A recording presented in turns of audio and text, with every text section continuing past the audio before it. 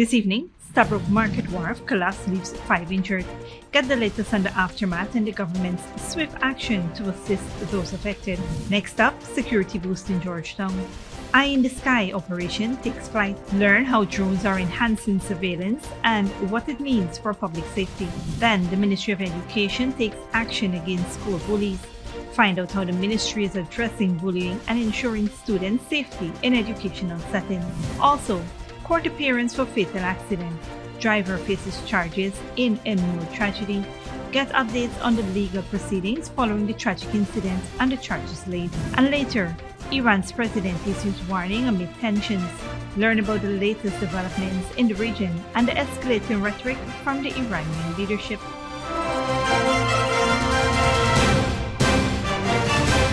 Welcome to this broadcast of Channel 2's Headline News Update for April 17, 2024.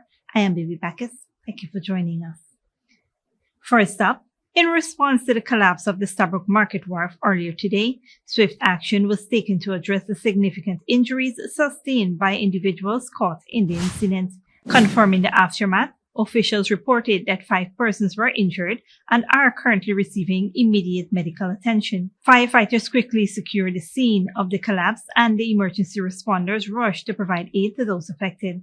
On arrival at the site, President Dr. Mohamed Irfan Ali and government minister assured vendors and citizens gathered that the government would work closely with the Mayor and City Council to navigate the situation effectively. A comprehensive plan of action outlining steps to be taken in response to the situation is expected to be issued later today. According to reports, the dilapidated wharf has been a disaster zone for some time now, and this morning's tragedy came as no surprise to many. Meanwhile, individuals traveling between Georgetown and Vredenhoek via water taxis are advised that the onboarding and offboarding of passengers will be conducted at the Harbour Master Boathouse from 17:30 hours to 20 hours daily, starting today until further advice. On a different note, the Ghana Police Force and the Ghana Defence Force have commenced a collaborative effort known as Eye in the Sky in Georgetown. The initiative began on Tuesday, April 16. The 1-month operation introduces the use of drones to enhance surveillance in targeted areas. Authorities reassure the public that the sight of low-flying drones should not be a cause for alarm. Under Eye in the Sky, an increased police presence will be evident across the city. The operation will encompass a range of activities, including roadblocks, stop and search procedures, traffic enforcement, roving patrols, and raids aimed at maintaining public safety and security. Specific initiatives within the operation include motorcycle and bicycle campaigns, roadblock operations, cordoning searches, and the warrant execution. Members of the public are urged to offer their full support and cooperation to the joint services throughout Eye in the Sky. Meanwhile, President Ali says this is another layer of security to build a safer Ghana for all. Moving on.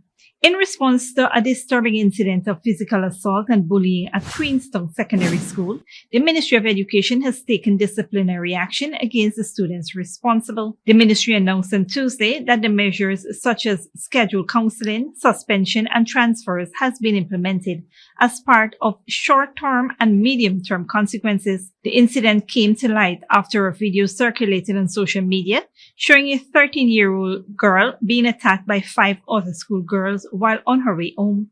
The assault occurred near the Bank of Ghana on April 11, 2024, around 3:30 p.m. Officers from the ministry's secondary sector department met with the parents and children involved in the incident on Monday morning. During the meeting, the ministry reiterated its commitment to providing safe and supportive learning environments for all students. It emphasized the importance of schools prioritizing students' well-being and fostering inclusive and respectful communities.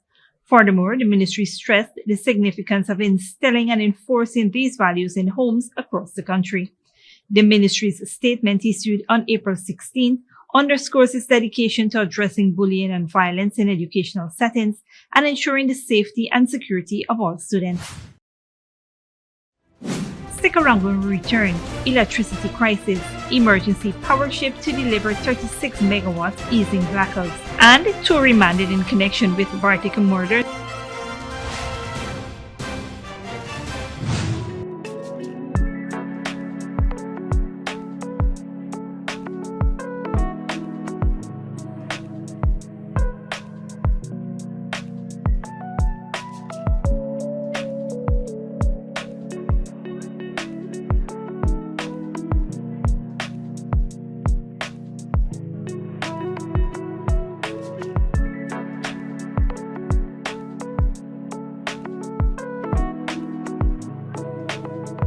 This Mother's Day, celebrate in style and give mom the chance to win big.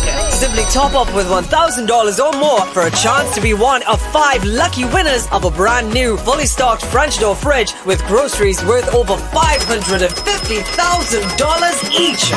One winner will be selected weekly from April 5th to May 9th. Start topping up today. Digicel, the network for everyone, everywhere. Good girl forget things. What's the problem, Granny? I want money for borrow for those surgery. I was dancing and I fall and fracture my hip. If you need some quick money, you should check Lender's Jewelry and Pawn Shop. Lender's Jewelry and Pawn Shop, Lot 238 South Road Border, Georgetown. Get jewelry made to order in just 72 hours. We also accept vehicles. Lender's, best rates, longest payback period. Boys, I get through. Plus, I could dance again. Lender's Jewelry and Pawn Shop.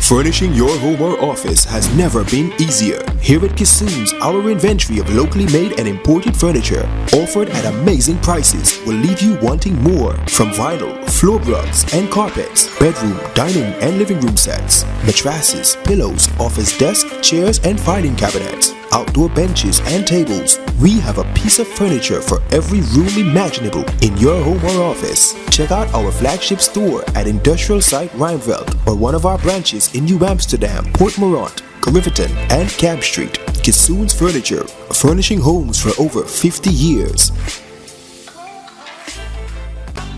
See clearly with the gift of sight from Modern Optical Services. Let our professional team examine and prescribe what's best for your eyes.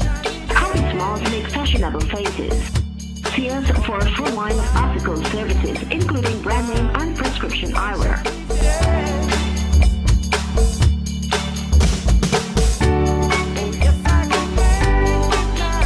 Modern Optical Services, 316 Mill Street, Georgetown. Telephone 226-1082.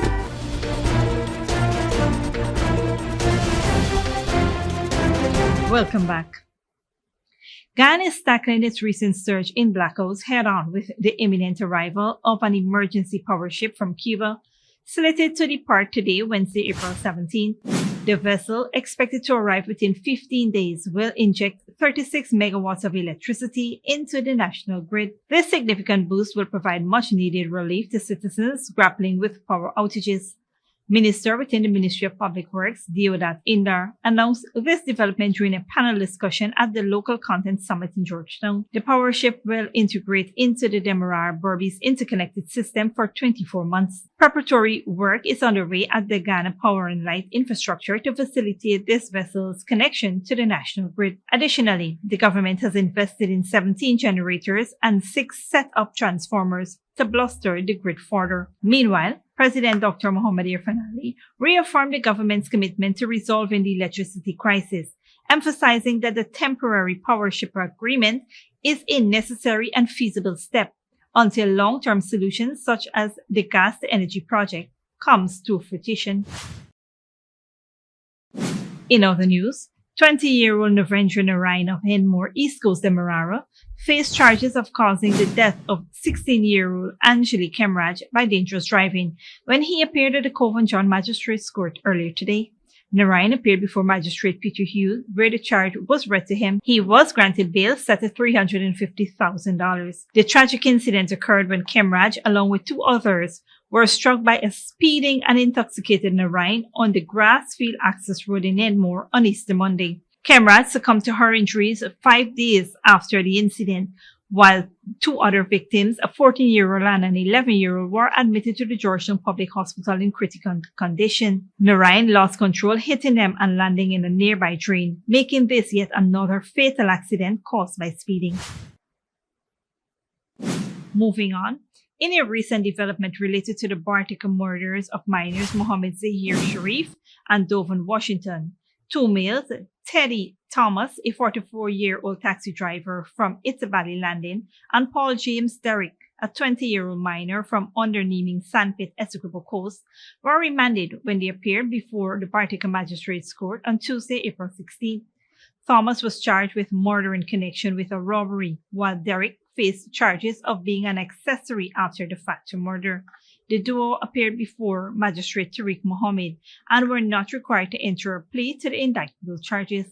They were remanded to prison. The charges against Thomas and Derrick stemmed from the deaths of Sharif and Washington. The victims were reportedly murdered at a Remo Back Dam, Cayuni River on March 3, 2024. Thomas and Derrick will return to court on May 15, 2024. Don't go away after the break. Venezuela to close embassy in Ecuador. More follows raid on Mexico's embassy in Quito. And Jamaican cop killed in the line of duty.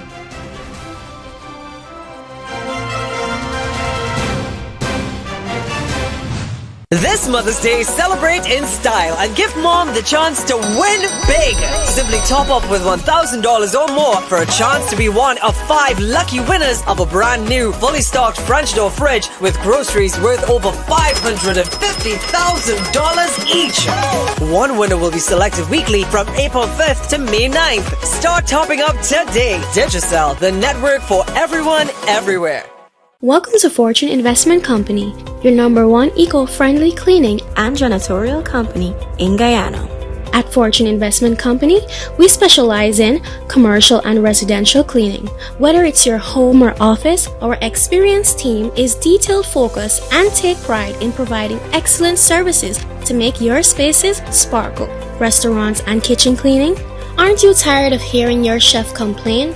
Keep your culinary spaces spotless and hygienic with our dedicated maintenance services. Floor scrubbing and polishing? Elevate the look of your home or business. Give your floors a new lease on life with our professional scrubbing and polishing. But that's not all. We also offer power washing and steam cleaning. Say goodbye to dirt and moss. Our power washing services will leave your surfaces looking brand new. Revitalize your carpets, mattresses, and chairs with our thorough steam cleaning services.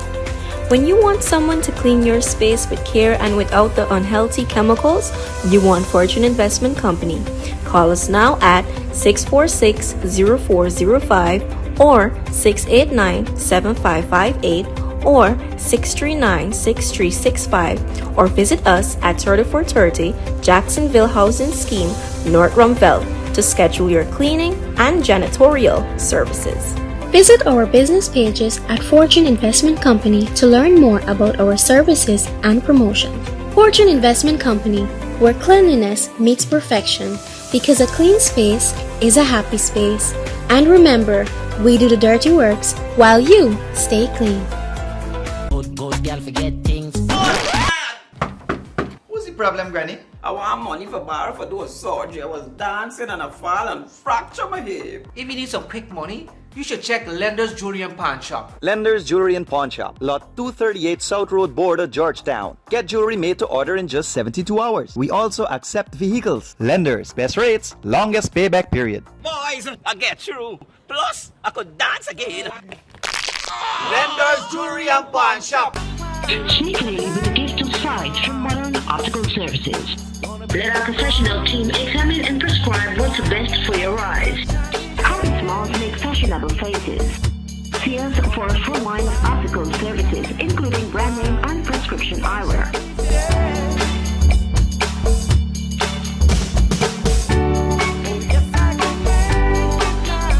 Modern Optical Services, 316 Middle Street, Georgetown. Telephone 226-1082.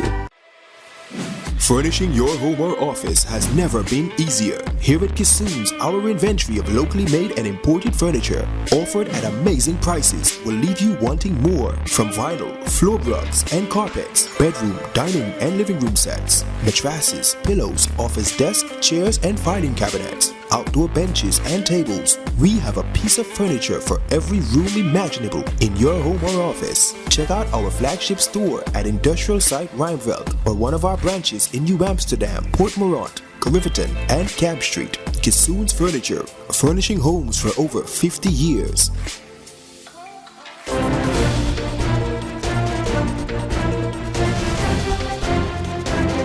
Welcome back. Now we take a look at what's happening in the region and around the world. In a tragic incident, Police Constable Ricardo Faircloth lost his life during a robbery on Monday night in Jamaica's St. Anne Parish. Faircloth, attached to the St. Anne Divisional Operations Support Unit, was aiding an injured woman when he was shot by the robber, who then fled the scene. Despite efforts, Faircloth to come to his injuries at the hospital. Concurrently, Jamaica's murder toll for the year has exceeded 300, with 311 reported murders as of April 13th. While there's a 14% decrease in murders compared to last year, shootings and robberies have seen slight increases. The JCF vows to support Faircloth loved ones amid this tragedy. Venezuelan President Nicolás Maduro has ordered the closure of his government's embassy and consulates in Ecuador in protest against Ecuador's storming of the Mexican embassy earlier this month. Al Jazeera's Manuel Paulo reports. This is the moment Venezuelan President Nicolás Maduro ordered the closure of his country's embassy in Ecuador during a meeting of the Community of Latin American and Caribbean States in Honduras on Tuesday. I've ordered our embassy in Ecuador to close the consulate in Quito, to close immediately the consulate in Guayaquil, and for the diplomatic personnel to return to Venezuela immediately. The move by Venezuela was done in protest at the events of April the 5th, in which Ecuadorian police forcefully entered Mexico's embassy in Quito. During the raid, they detained former Vice President Jorge Glass, who had been evading arrest in the Mexican embassy since December. Mexico's President Andrés Manuel López Obrador has asked his counterparts in the region to endorse Mexico's complaint against Ecuador before the International Court of Justice. We want the International Court of Justice to act, and it's very clear what we are proposing: a separation of Ecuador from the United Nations until they offer a commitment of non-repetition, the acceptance that they violated our sovereignty. Though Ecuador's President Daniel Noboa was not invited to participate in Tuesday's meeting of regional leaders, he has defended his country's position, telling the media that he has no regrets over the raid on the Mexican embassy by his country's security forces. Following the events of April the 5th in Quito, pressure on Ecuador from the international community has been growing. The order by Venezuela to remove its diplomatic mission follows an announcement by Nicaragua last week to cut diplomatic ties with Ecuador altogether. Manuel Rapalo, Al Jazeera, Mexico City. A prominent California university has banned a Muslim student from speaking at a graduation ceremony because of her opposition to Israel's war in Gaza. Last year, several university presidents resigned after hostile congressional questioning and pressure campaigns from pro-Israel groups. Al Jazeera's Rob Reynolds reports. For Muslim American student Asna Tabassum, being chosen as valedictorian for the University of Southern California was cause for celebration. But then USC abruptly banned Tabassum from speaking because of a pressure campaign by pro-Israel activists. She says she feels surprised, disappointed, and betrayed. A university is supposed to embrace discourse. It's supposed to embrace ideological inquiry. If you silence one person, you're effectively silencing a lot of people. Campus Jewish groups opposed Tabassum's selection, and the campaign to silence her was fired up by social media posts like this one from self-help book author and self-described Jewish activist Samantha Ettus. They chose a Muslim, anti-Semitic, and anti-Israel student. Tabassum's detractors pointed to links from her Instagram page to a site that criticizes Zionism as, quote, a racist settler colonial ideology. I'm not an anti-Semite, and I think any conflation of anti-Zionism and anti-Semitism is deeply, deeply problematic. USC Provost Andrew Guzman wrote to the university community saying that the decision was all about campus safety, saying the intensity of feelings fueled by social media has escalated to the point of creating substantial risks relating to security and disruption at commencement. The Council of American Islamic Relations called USC's decision cowardly. Now the message is we don't stand by our students, especially if those students happen to be Muslim students, especially if they are students who dare to speak for Palestinian human rights. And the message they sent is that we reward bigots who engage in defamation, in threats against the security of a university. Last year, the heads of Harvard and the University of Pennsylvania were forced to resign after being grilled by conservative Republicans in a congressional hearing about alleged anti-Semitism on campus. On Wednesday, the president of Columbia University, Nemat Shafik, faces questions from the same congressional committee about anti-war activism, student protests, and freedom of speech. Rob Reynolds, Al Jazeera, Los Angeles. Internationally, Iran's president says his country's forces are ready to face any threats. Ibrahim Raisi says any further moves of Israel will be met with another attack by Iran. He made the comments during National Army Day. Al Jazeera's Dorsa Jabari reports. A show of military force in Iran during its annual Army Day celebrations. The goal, to show the nation's military preparedness. But the event this year comes just days after Iran launched an unprecedented attack on Israel, for whose leaders the president had this warning. If our action was to be large-scale, then nothing would be left of the Zionist regime. Their false grandeur collapsed in operation. Any attack on our soil will be dealt with fiercely and severely. Iran launched more than 300 drones and missiles towards Israel on Saturday, in response to the attack on its consulate section in Damascus on April 1st, which killed 7 members of the Revolutionary Guards.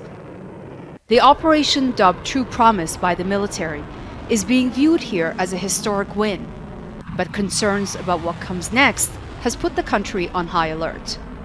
If Israel targets a site in Iran that is not that sensitive, for example, somewhere close to the border, since Iran is not looking for war, then in this case, Iran could respond through its proxies.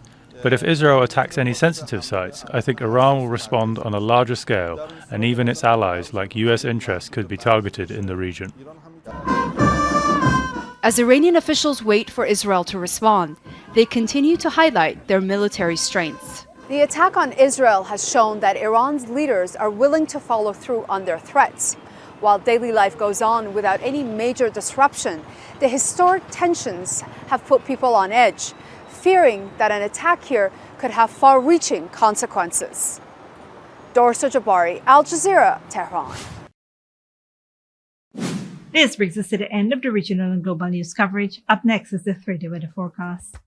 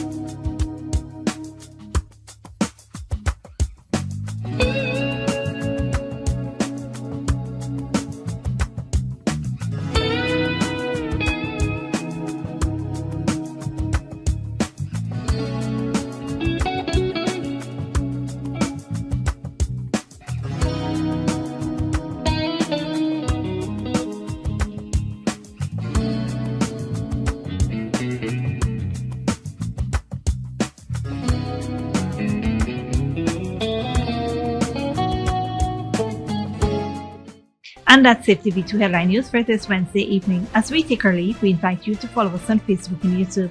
You can tune in tomorrow at 6:30 a.m. for rebroadcast and at 7 p.m. for more news. Until then, please take care of yourself and each other.